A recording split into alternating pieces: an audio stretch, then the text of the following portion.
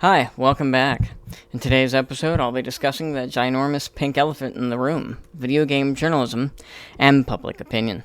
The primary purpose of this video is to express my humble opinion that video game journalists have become obsolete, and I'll explain why I believe this with 3 major points. And here's the first one. We buy what we want if we like what we see. This may seem like an entirely unnecessary statement to declare, but I must remind the dear viewer that video game journalists, as you will soon see, will attempt to bully you into submission with the notion that you must play a game in its entirety before you're allowed to form an opinion about that game. Here's my evidence. There's an article I stumbled across with the title, "You Can't Judge The Last of Us Part 2 Without Playing It," by Jamie Sharp. It's a short little article, only 5 paragraphs long, and it's void of anything that can be remotely considered a valid argument. But aside from that, there's a couple of quotes from this article that I wish to share, and I will dissect them because there's a lot to these statements that demands clarification. Here's the first comment. However, I've seen so many people complaining about the story, or saying that this can't be a perfect game, so that they won't play it. Which was immediately followed up by this gem. There are some really stupid reasons being put out there for avoiding it, but I think you all just need to try it before you make a judgment. Let me unpack these 2 statements first. First of all, I would think that a game without a perfect story, or at least what your average gamer would consider a perfect story, all things considered, would constitute a deduction of points from an otherwise perfect game.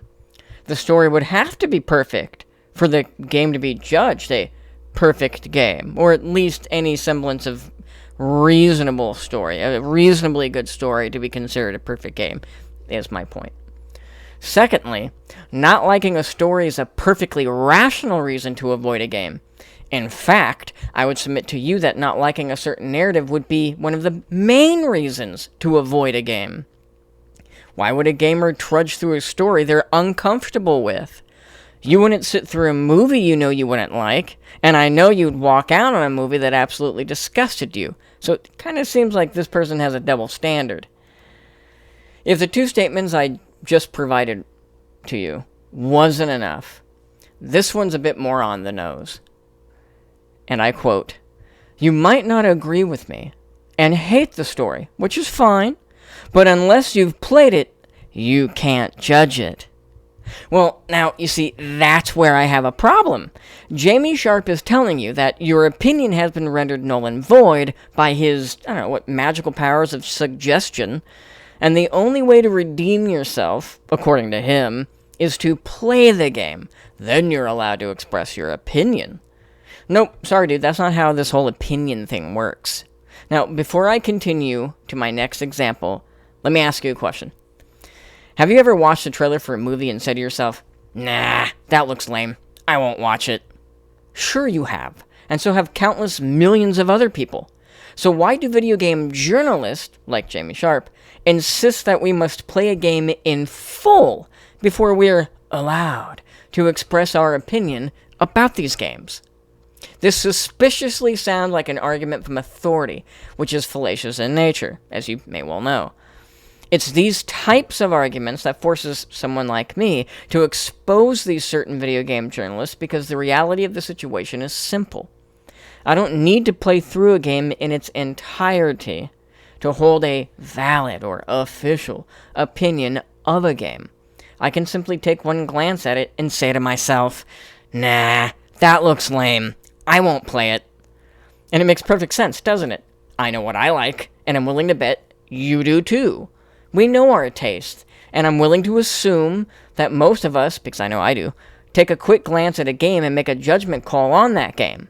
Again, based upon years of building the kind of opinions and tastes for the varying gaming genres and styles. There's something else I wanted to point out.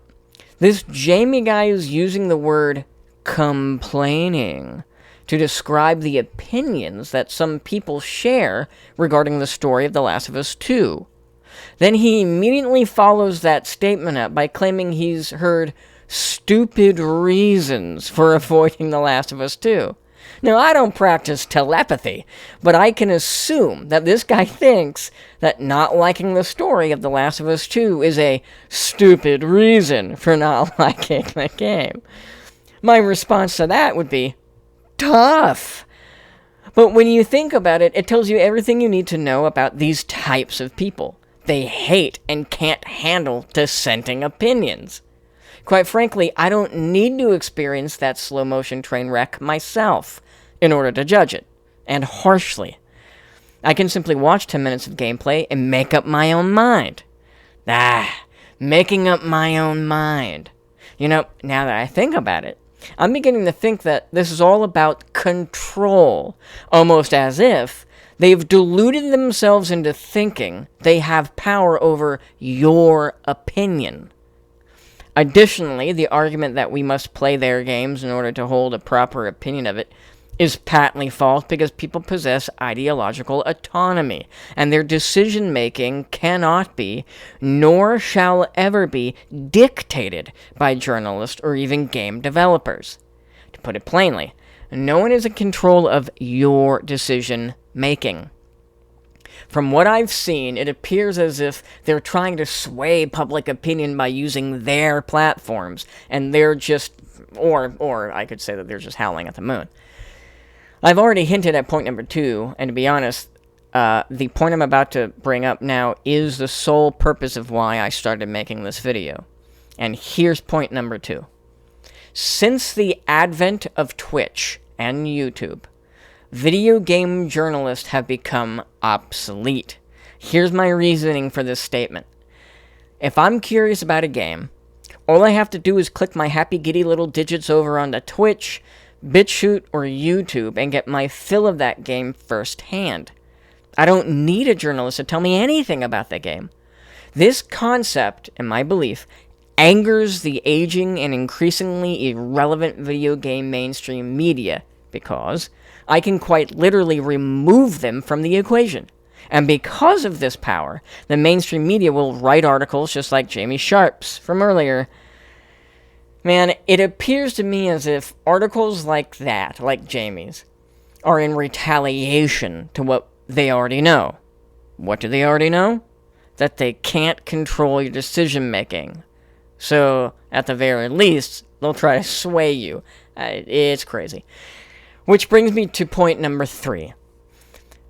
Major video game journalists and their websites have become indistinguishable from the likes of CNN.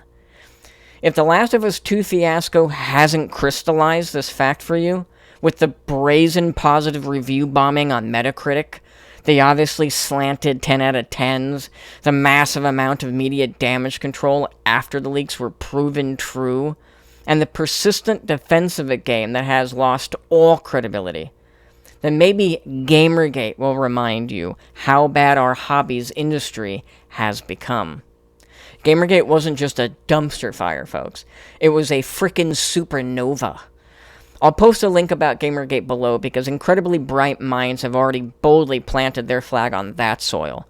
Besides, Gamergate isn't the focal point of this video. What is the fact that, again, in my view, it's unfortunate that the gaming industry has become so politically polarizing. Playing video games is considered escapism for a reason. We never wanted the dizzying days of the political realm to be unceremoniously hybridized with our escapism. That's not to say that gamers such as myself aren't involved in politics, because believe me, I am, and I'm sure some of you are too, but the reality of the plight is that we want to forever sever the connection between the two. We don't like being reminded of certain divisive political narratives or agendas in our favored hobby. We just want to plug in and tune out for a time. But I'm hopeful things will change for the better, and soon. That's all I got for this video. Do all the social stuff, and until next time, have fun.